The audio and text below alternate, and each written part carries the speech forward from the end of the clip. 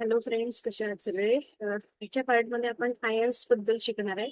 म्हणजे what are the ions, what are the types of ions, cations आणि anions कशाला म्हणतात, आणि आयन्स कसे फॉर्म होतात, आणि रिॲक्शन होताना आयन्स फॉर्म व्हायची काय गरज असते, ह्याबद्दलचं डिटेल अंडरस्टँडिंग आजच्या पार्टमध्ये आपण घेतोय. तर प्लीज नोटबुक काढून बसा किंवा नोट्स प्रॉपर काढा, म्हणजे तुम्हाला क्लॅरिटी असेल. ठीक आहे. सगळ्यात पहिले, what is the definition of ions आणि what are the types of ions याबद्दलचं क्लॅरिफिकेशन पहिले समजून घेऊ आणि त्यानंतर मग पुढे जाऊ. तर सगळ्यात पहिले, ions are charge particles. Ions कशाला म्हणतात? कोणत्याही ॲटम वरती जर का एखादा चार्ज असेल, कुठलाही असेल, पॉझिटिव्ह किंवा negative. For example, A is the atom, आणि ह्या ॲटम वरती जर कुठलाही चार्ज आहे, फॉर एक्झाम्पल पॉझिटिव्ह असो किंवा निगेटिव्ह असो, तर यालाच आपण काय म्हणतो? आयन्स म्हणतो. तर आयन्स कशाला म्हणतो सिंपल लँग्वेज मध्ये? ज्या ऍटमला, ज्या ऍटम वरती कुठला तरी एखादा चार्ज आहे, त्याला आपण काय म्हणतो? आयन्स म्हणतो. ठीक आहे. फॉर्म आयन्स केव्हा फॉर्म होतात? फॉर्म्स वेन ऍटम्स लूज और गेन इलेक्ट्रॉन. जेव्हा ऍटम एखादा इलेक्ट्रॉन लूज करतो किंवा गेन करतो. कशासाठी करत असतो? आपण मागच्या पार्टमध्ये पाहिलंय, when we have the stability, we want the stability. ऍटमला स्वतःची काय पाहिजे असते? स्टॅबिलिटी गेन करायची असते, स्ट्रगल फॉर बेटर एक्झिस्टन्स. आणि त्यासाठी तो ऍटमचे इलेक्ट्रॉन लूज करतो किंवा गेन करतो, आणि ह्या सिच्युएशन मध्ये काय तयार होतात? आयन्स तयार होतात.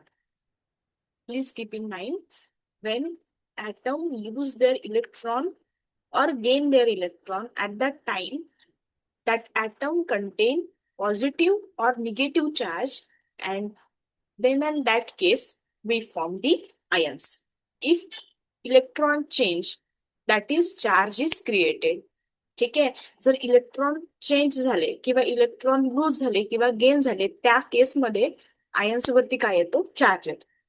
राईट. आणि त्या चार्ज पार्टिकलला किंवा चार्ज ऍटमलाच आपण काय म्हणतो? आयन्स म्हणतो. राईट. सिंपल आहे. आयन्स कशाला म्हणतो आपण? जेव्हा ऍटम वरती काहीतरी चार्ज असतो, त्यालाच आपण काय म्हणतो? आयन्स म्हणतो. आता आयन्सचे पण दोन प्रकार आहेत. एक आहे कॅटायन आणि एक आहे अनायन. पण त्याआधी सगळ्यात महत्वाचा क्वेश्चन तुमच्या माइंडमध्ये आला असेल की आयन्स का फॉर्म होतात. बरोबर आहे. मी मागच्याही सेशन मध्ये तुम्हाला सांगितलंय की कोणतीही गोष्ट का होते याचा आन्सर पहिले आपल्याकडे असायला पाहिजे, तरच ते शिकण्यामध्ये आपल्याला इंटरेस्ट येतो किंवा आपल्याला सब्जेक्टची क्लॅरिटी येते. तर वाय आयन्स फॉर्म? सगळ्यात important, atom want to be stable. मी जसं तुम्हाला आता सांगितलं, प्रत्येक ऍटमला काय व्हायचं? स्टेबल व्हायचंय आणि स्वतःचा ऑक्टेट रूल कम्प्लीट करायचा आहे. म्हणजे त्याच्या आउटर मोस्ट व्हॅलन्स शेलमध्ये किती इलेक्ट्रॉन असायला पाहिजे? 8 इलेक्ट्रॉन असायला पाहिजे. यासाठी एकतर तो काय करतो? लूज ऑफ इलेक्ट्रॉन करतो किंवा गेन ऑफ इलेक्ट्रॉन करतो. आणि ह्या दोन्ही सिनारिओ मध्ये काय फॉर्म होतो? आयन फॉर्म होतो. जेव्हा लूज ऑफ इलेक्ट्रॉन करतो तेव्हा कॅटायन बनत असतो, आणि गेन ऑफ इलेक्ट्रॉन करतो तेव्हा काय बनत असतो? याचं क्लॅरिटी आपल्याला पुढल्या स्लाइडमध्ये मिळेलच. लूज ऑफ इलेक्ट्रॉन किंवा गेन ऑफ इलेक्ट्रॉन करताना ऍटम वरती कुठला तरी पॉझिटिव्ह किंवा निगेटिव्ह चार्ज येतो, आणि यालाच काय म्हणतात? यालाच आयन्स म्हणतात. बरोबर. पण आयनचे दोन प्रकार आहेत. लूज ऑफ इलेक्ट्रॉन करताना काय होतं किंवा गेन ऑफ इलेक्ट्रॉन करताना काय होतं? आता हे काही पहिले पिरियड डिसाइडेड नसते की ऍटम लूज ऑफ इलेक्ट्रॉन करणार किंवा गेन ऑफ इलेक्ट्रॉन करणार. हे प्रत्येक ऍटमच्या सिनारिओ वरती किंवा सिच्युएशन वरती डिपेंडंट आहे. म्हणजे कसं? त्याचंही उत्तर आपण इथे समजून घेऊ. फॉर एक्झाम्पल, जर ऍटमला स्टेबल व्हायसाठी किंवा 8 इलेक्ट्रॉन कम्प्लीट करण्यासाठी एकाच इलेक्ट्रॉनची गरज असेल, तर तो एक इलेक्ट्रॉन दुसऱ्या ह्याच्याकडनं घेणार. म्हणजे ह्या सिनारिओमध्ये त्याने काय केलं? गेन ऑफ इलेक्ट्रॉन केलं. किंवा जर ऍटमच्या व्हॅलन्स शेलमध्ये 9 इलेक्ट्रॉन असतील पण ह्याला 8 इलेक्ट्रॉनची गरज आहे, ह्या सिनारिओमध्ये तो एक इलेक्ट्रॉन लूज करेल. म्हणजे lose of electron and gain of electron it totally depend on the scenario and what type of atom we have, right? So we have the two types of ions here. First is cation and second one is anion. Positively charge cation कशाला म्हणतात? जेव्हा atom वरती कुठला charge असतो? Positive charge असतो, त्या scenario मध्ये त्याला काय म्हणतात? कॅटायन म्हणतात केमिस्ट्री लँग्वेज मध्ये. आणि जर ऍटम वरती स्पेसिफिक निगेटिव्ह चार्ज असेल तर त्याला काय म्हणतो आपण, अनायन म्हणतो. पॉझिटिव्हली चार्ज असतो हा form by loss of electron. For example, एनएच्या सिनारिओमध्ये व्हॅलन्स इलेक्ट्रॉन होण्यासाठी एनएने एक इलेक्ट्रॉन लूज केला, तर ह्या सिनारिओमध्ये इथे पॉझिटिव्ह चार्ज तयार झाला, बरोबर. पण क्लोरीनच्या सिनारिओमध्ये इथे त्यांनी एक इलेक्ट्रॉन गेन केला आणि काय फॉर्म झाला, निगेटिव्ह चार्ज फॉर्म झाला. म्हणजे जर का इलेक्ट्रॉन गेन करत, उलट आहे इथे, लॉस केल्यानंतर ना पॉझिटिव्ह चार्ज येतो आणि गेन केल्यानंतर ना निगेटिव्ह चार्ज येतो. एक्झाम्पल सहित आपण समजून घेऊ म्हणजे तुम्हाला अजून चांगली क्लॅरिटी मिळेल. परत एकदा सांगते, जेव्हाही आपण लूज ऑफ इलेक्ट्रॉन किंवा गेन ऑफ इलेक्ट्रॉन करणार आहे तेव्हा ते रट्टा मारायची गरज नाहीये. ते आपल्या ऍटमच्या इलेक्ट्रॉनिक कॉन्फिगरेशन वरती डिपेंड करेल की त्याला काय सोपं जाणार आहे. लूज ऑफ इलेक्ट्रॉन करताना त्याला ऑक्टेट रूल स्टेबल होणार आहे की गेन ऑफ इलेक्ट्रॉन करताना ऑक्टेट रूल स्टेबल होणार आहे, हे कम्प्लिटली डिपेंड करणार आहे इलेक्ट्रॉनिक कॉन्फिगरेशन वरती आणि ऍटमच्या प्रेझेंट सिच्युएशनवर. ओके, सध्याला एवढं लक्षात घ्यायचं आहे आपल्याला की जर का लूज ऑफ इलेक्ट्रॉन करत असेल तर त्या सिनारिओमध्ये ऍटम वरती पॉझिटिव्ह चार्ज येतो, म्हणजेच त्याला आपण कॅटायन म्हणतो. आणि जर का गेन ऑफ इलेक्ट्रॉन करत असेल ऍटम, तर त्या सिनारिओमध्ये ऍटम वरती निगेटिव्ह चार्ज येतो आणि त्याला आपण काय म्हणतो, अनायन म्हणतो. ठीक आहे. आता बघा, कॅटायन म्हणजे पॉझिटिव्ह आयन, कारण इथे ऍटम वरती पॉझिटिव्ह चार्ज येणार आहे. ऍटम लूज इलेक्ट्रॉन, ह्या सिनारिओमध्ये ऍटम काय करतो, स्वतः जवळचा इलेक्ट्रॉन काय करतो, लूज करत असतो. आणि ह्या वेळेस proton is greater than electron is equals to positive charge. आता एनएचं उदाहरण घेतलं होतं, एनएनी एक इलेक्ट्रॉन लूज केला त्याच्यामुळे इथे पॉझिटिव्ह चार्ज आला. कॅल्शियमनी 2 इलेक्ट्रॉन लूज करून ऑक्टेट स्टेट कंप्लीट केला, त्याच्यामुळे इथे काय आला, 2+ चार्ज किंवा पॉझिटिव्ह चार्ज आला, म्हणून हे काय झाले, कॅटायन्स झाले. हे कॅटायन्स का बरं झाले, कारण की यांनी लूज ऑफ इलेक्ट्रॉन केला आणि यांच्या डोक्यावरती काय आहे, पॉझिटिव्ह चार्ज आहे. ठीक आहे. Metal usually forms cation. इथून आपल्याला एक क्लॅरिटी मिळते, जे पण मेटल्स आहेत ते युजली, म्हणजे 100% नाही पण मॅक्झिमम जे मेटल्स आहेत, आपण 100% म्हणू शकतो, ते काय करतात, कॅटायन्स फॉर्म करत असतात. ओके. एनएचं वेल नोन एक्झाम्पल मी तुम्हाला आधी सांगितलं होतं, एकदा डिस्कस करू. एनएचा इलेक्ट्रॉनिक कॉन्फिगरेशन काय आहे, त्याच्यासाठी ऍटॉमिक नंबर एनएचा 11 आहे. 1s2, 2s2, 2p6, 7, 8, 9, 10 आणि 3s1. आता बघा, इथे 2p6 आणि 2s, हा इथे 6, 7, 8 इलेक्ट्रॉन आहे, बरोबर. आणि एक इलेक्ट्रॉन इथे जास्तीचा झाला. या सिनारिओमध्ये आपल्याला माहित आहे ऑक्टेट रूल साठी व्हॅलन्स इलेक्ट्रॉन किती असायला पाहिजे, 8 असायला पाहिजे. इथे एक इलेक्ट्रॉन जास्तीचा आहे, so in that scenario we can lose 1 electron. So lose जेव्हा आपण एक इलेक्ट्रॉन करतो, तर एक इलेक्ट्रॉन लूज केल्यावरती एक इलेक्ट्रॉन इथे बाहेर जाणार, म्हणजे इथे ऑक्टेट व्हॅलन्स इलेक्ट्रॉन मध्ये 8च इलेक्ट्रॉन राहणार. आणि इथे लूज ऑफ इलेक्ट्रॉन केला असल्यामुळे हा काय झाला, कॅटायन झाला. हा पण आयनच झाला, पण ह्याच्यामध्ये पण हा काय झाला, आपण जर स्पेसिफिक सांगायचं असेल तर ह्यामध्ये सोडियम हा आयन तर आहे पण तो कॅटायन आहे, कारण त्याच्यावरती काय आहे, पॉझिटिव्ह चार्ज आहे. राईट. तशाच पद्धतीने क्लोरीनचं उदाहरण घेतलं होतं आपण. क्लोरीनचं उदाहरण हे कशामध्ये येतं, अनायन मध्ये येतं. So what we can do here, we can complete the first, we can draw the electronic configuration of anion, and according to that we can substitute that, we can analyze that this is nothing but the anion. So according to the electronic configuration and atomic number, what is the atomic number of chlorine? So atomic number of chlorine is 17. So according to the APF rule, so what is the meaning of APF rule? A, P and F. A means above principle, P means Pauli's principle, and F means Hund's APH. H means Hund's principle. So what we have here, chlorine. So chlorine, atomic number of chlorine is 17. So electronic configuration is 1s2, 2s2, 2p6, 3s2, 6, 7, 8, 9, 10, 11, 12, 3p6, right. So 12, 13, 14, 15, 16, 17, 18, इथे 3p5 येणार, बरोबर. So we can cross check once here, 6, 7, 8, 9, 10, 15, 16, 17, right? This is the correct electronic configuration of chlorine.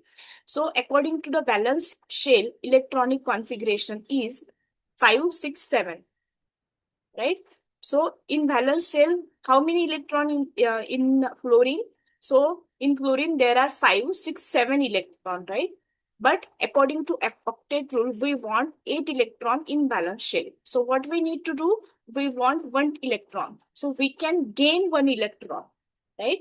So atom can gain 1 electron. So for that stability, so chlorine plus 1 electron is equals to Cl minus. Why there is a minus charge here? Because chlorine gain 1 electron. So chlorine is nothing but the anion in that scenario, right? So according to that, we can calculate the cation and anion, and we can analyze this is the cation or anion. For that, we need to know very clearly the atomic number. Then we need to know the electronic configuration, and then only we can finalize this is the cation or anion, right? So what we learned today? We learned today is the very important topic, that is ions. So first of all, what is ions? How many types of ions there are? So the atom, any kind of atom that have the charge that is positive or negative, that are called as ions. How many types of ions there are? There are two types of ions, cation and anion. Okay. So what we learned today? We learned today ions are very important in chemical bonding, because जेव्हा ions positive किंवा negative charge form करत असतात त्यानंतरच मग ते bonding कडे shift करतात, बरोबर, कारण त्यांना स्टॅबिलिटी हवी असते. So there are two types of ion specific, cation and anion. Why cations form? When any kind of ion for stability, they can lose their electron for the stability and they can achieve the positive charge. So this is called as cation. And when atom can gain any kind of electron for the stability or for completion of octet rule and form the negative charge, that is called as anion. So there are two types of ions, cations and anion. What is called as ions? When atom for their stability gain charge, gain electron or lose electron, in that scenario ions are formed, helping forming ionic bonds. आणि इथूनच we can proceed further for the ionic bonds. So what we learned today is a very basic and important criteria of ionic compound. So what are the ions? Any kind of atom that have the some kind of charge for the stability are called as ions. There are two types of ions, mainly cations and anion. When cations are formed, when any kind of atom lose their electron for the stability, at that time the cations are formed. When there is a gain of electron for the stability, at that time the anions are formed. So this is very simple and very we can say important. So for the ions and the types of ion, understanding the types of ion, what we need to be very conceptual in the type, that is atomic number. Then we need to know the atomic number. Then we need to know the electronic configuration of that atomic number, or we can say the atom, and then only we can finalize the what kind of ions we have, that is cation or anion. Cation contain positive charge, anion contain negative charge. When atom lose their electron, we found and we can finalize that this is the cation, and when atom gain the electron, we can conclude that this is the anion.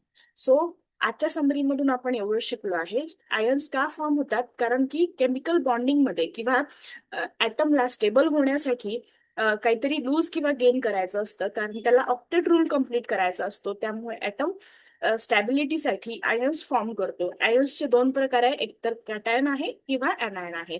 जेव्हा atom loose करतो इलेक्ट्रॉनला, तेव्हा तो cation form करतो, कारण ह्या सिनारिओमध्ये तो positive charge दाखवत असतो, gain of electron. When ion lose their gain electron, त्या सिनारिओमध्ये तो anion फॉर्म करतो, आणि अशा पद्धतीने आयन्स फॉर्म होतात.